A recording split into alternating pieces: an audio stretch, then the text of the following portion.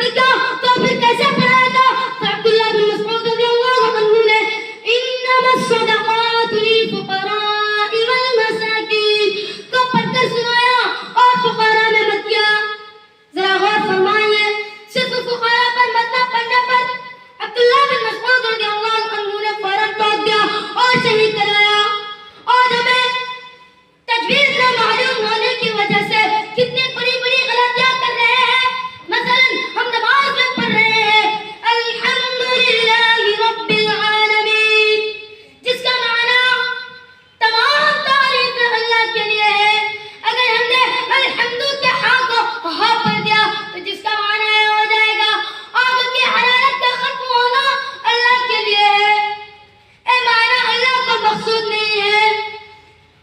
دوسرا مثال لیجئے, ہم صبح شام تینوں پر پڑھتے ہیں سورہ اخلاص, سورہ فلق, سورہ ناس, قل هو اللہ احد, جس کا معنی کہا اللہ ایک ہے. اگر قل کے کاف کو باریک پڑھ دیا تو اس کا معنی یہ ہو جائے گا کہا اللہ ایک ہے.